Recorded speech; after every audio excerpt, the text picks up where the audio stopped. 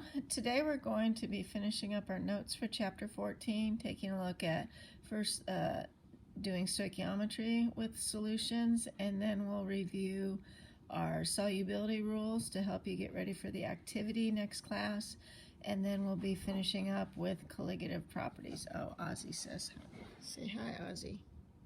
Say hi, Ozzy. Okay, so just like we saw with our gas unit, for gas, when we're dealing with a gas in a chemical reaction and we're not at STP, we have to use the ideal gas law. Well, similarly, when we're dealing with aqueous solutions in a chemical reaction, we have to take into account the molarity of the solution, which we talked about molarity last class period. So just like with any stoichiometry problem, we always have to write out a balanced reaction, so make sure you get that written out correctly. And then just depending on the nature of the question, if we're starting with a solution and we're given a concentration, we would use that concentration and volume to solve for moles of the solution. And then once we're in moles of the solution, then we can use our mole ratio from our balanced equation to convert it to the moles of whatever substance we're solving for. And then just convert those moles into whatever the unknown units are, whether it's grams, particles, liters. So we'll use stoichiometry to get to those unknown units. So like the example down here, we want to calculate how many grams of precipitate are formed when we have 15 milliliters of a 0.2 molar phosphoric acid solution reacting with excess iron 2 hydroxide. So instead of just giving us grams of phosphoric acid, since it gives us molarity, first again we have to write out and balance our reaction. So we have phosphoric acid and iron 2 hydroxide will form iron 2 phosphate and then water, which the iron 2 phosphate, and again on the next slide we'll talk more about reviewing solubility of solutions, but that would be our precipitate. So that's what we're solving for. We're going to be solving for the grams of the iron 2 phosphate, but to do that, first we need to take our solution of the phosphoric acid and convert it to moles. So we do that, again, I think it's easier if you change the capital M in the molarity, change that to moles over liters. So we have 0.2 moles over liters, and to get rid of the liters, we multiply by the volume. But remember, this is in milliliters. The molarity is in liters, so we have to convert that to liters. That's why you have the 0.015 liters there. So multiplying those gets rid of the liters and gives us 0.003 moles of phosphoric acid. Now, again, as I've said many times before, we're not done with this number here. So keep extra sig figs. We have 2 sig figs here.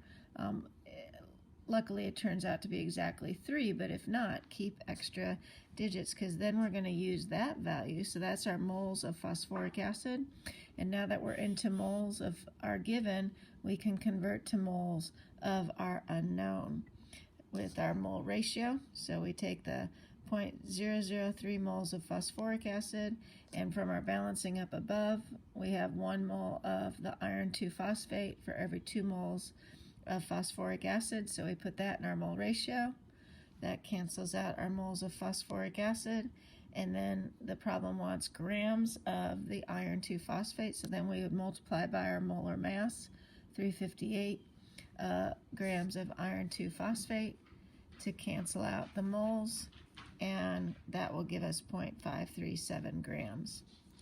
Now we could do, this was how we do it with, if we're starting with the solution, and in this case going to grams, but we could go the opposite way too. Our given could be in grams, or particles, or liters, or whatever, and we could be solving for the concentration of a solution. So we could go the opposite direction. We could even be solving for a gas, or starting with a gas at non-STP conditions. So then we could combine the stoichiometry that we did last chapter using the ideal gas law for a gas that's not a STP, and combine that with doing concentration here of a solution. So we can do all sorts of different combinations with our stoichiometry. So just make sure you're paying attention to what it's asking you to solve for, and what units and information it's giving you for the given. Okay, then just to help get you ready for the activity that we're going to do next class period, kind of just a review of the solubility rules and what you're going to be doing in the activity next class period is you're going to be taking two aqueous solutions and mixing them together to see if they form a precipitate or not. And if you remember, that's the that second double replacement reaction that we talked about back in the beginning of the semester, where we take two soluble salts to form a new soluble salt and a precipitate or a solid. And again, here are the rules. And like I said before, all you really need to know is all column 1, all alkali metals, any compound with those are always going to be aqueous. All nitrates, chlorates, ammonia, acetates, those are always aqueous as well. And then down below here it gets into some that have exceptions to those rules. So again, as long as you know what we talked about before, you should be fine. But just to help you with this activity, giving you a few extra pieces of information. So again, group 1A or column 1, the alkali metals, ammonia, always soluble. Nitrates, chlorates, and acetate solutions are always soluble or aqueous. Now, this is where we start to see some exceptions, and these are some precipitates that you could possibly run into in the activity.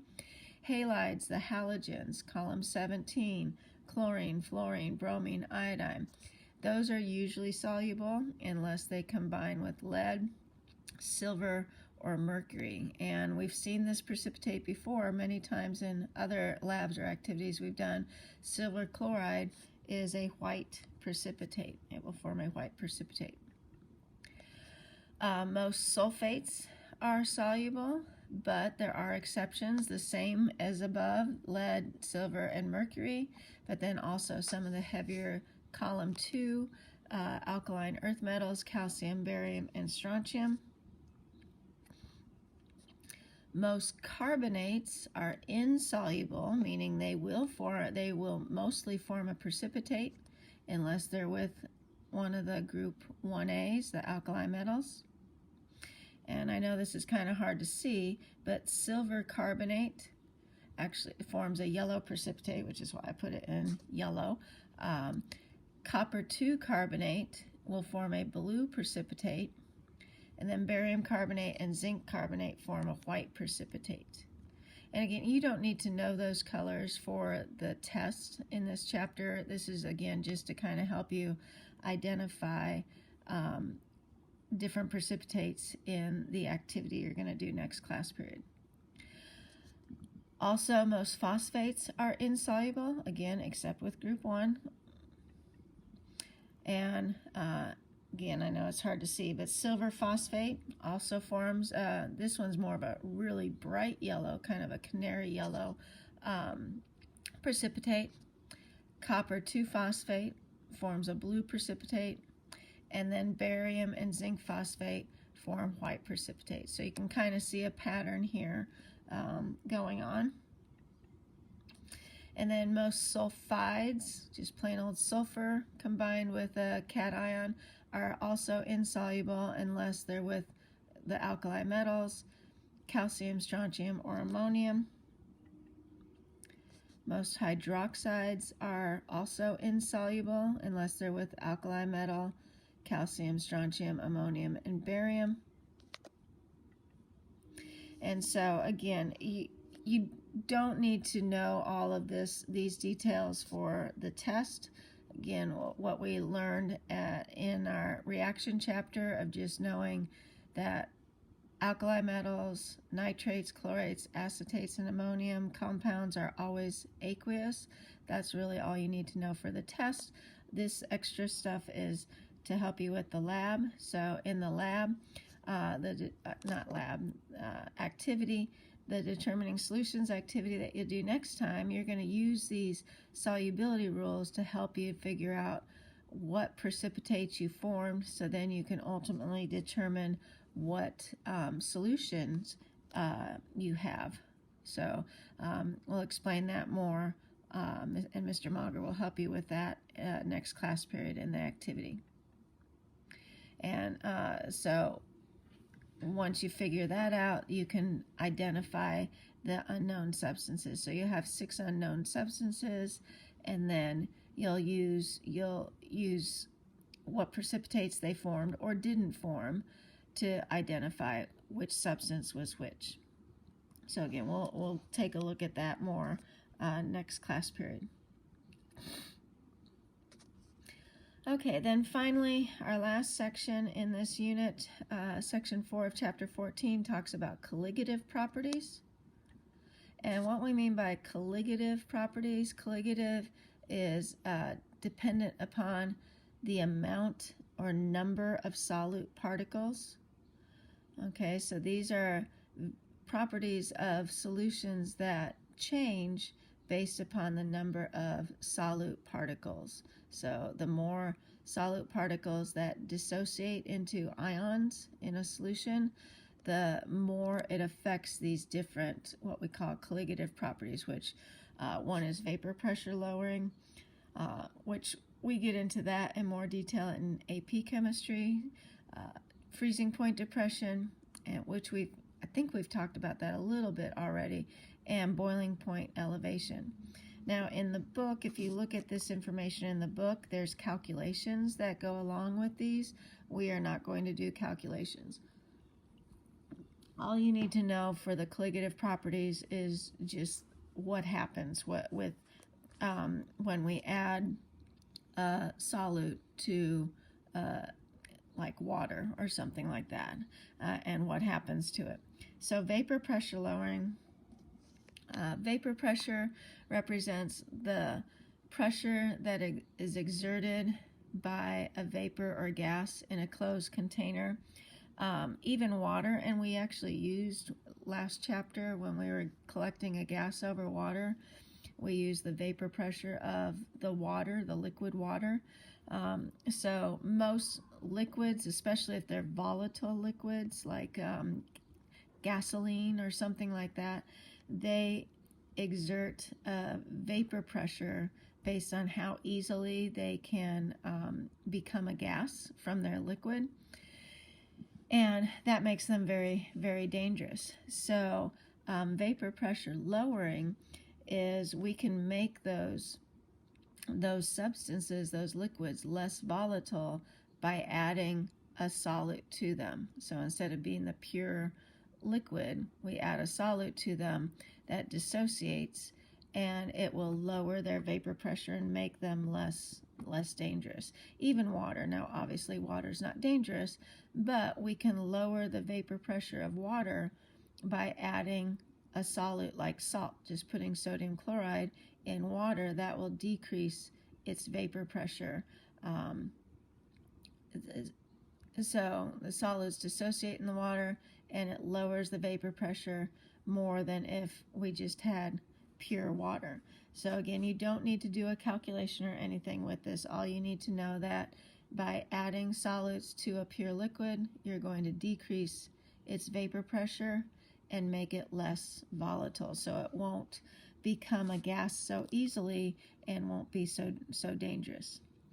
The one you're probably most familiar with, because we have to deal with it unfortunately during the winter time a lot, is freezing point depression. So by adding solute particles like salt, any kind of salt, sodium chloride, calcium sulfate, potassium nitrate, any salt you can think of, by adding solute particles to water, making an aqueous solution, it lowers the freezing point of the water. And again, there are calculations that you can do with these, but you don't have to worry about that in honors. We really don't even do freezing point or boiling point calculations anymore in AP. But all you need to know is that adding a salt to pure water lowers the freezing point of water. So then instead of freezing at 0 degrees Celsius, it won't freeze until it's below that. And that's why, as you're probably familiar with, we put salt on the roads before a big snowstorm hits or ice storm or something. And that salt helps lower the freezing point of the snow or ice that's falling so that it won't freeze up on the roads as easily. So again, all you need to know is that adding salt to water will lower its freezing point below 0. And then likewise is true for boiling point, although with boiling point we can make the boiling point of water increase. And we do that by also adding solute particles. So if we add some salt, which is why, maybe your grandmother throws in a pinch of salt to a pot of water that is trying to boil to cook noodles in or something like that. By doing that, that causes the water to boil at a higher temperature, so then it can cook your foods faster. So with boiling point, by adding solute particles to a pure substance, again, usually water is what we're referring to, it will cause that pure substance to boil at a higher temperature. The other probably thing you may have seen this before with is for antifreeze. In water, we put antifreeze in our car to help it run easier and keep, like back in the olden days, radiators used to boil over in cars when they would get really hot. But you put antifreeze in there, and that keeps the water in the radiator from boiling over. So putting antifreeze in water with water in your car will keep your car from getting overheating. So again, don't worry about the calculations. If you look at this in the book, just know the descriptions that both vapor pressure and freezing point will lower the substances by adding solutes to them, and then the boiling point will be increased, will be higher by adding solutes to a pure substance. All right, and if you have any questions about this, Mr. Mauger can definitely help you. So once you finish taking these notes, show Mr. Mauger, and he will give you the homework for this, and he can, again, help you with any questions you may have. So have a good day, and I will see you soon. Bye.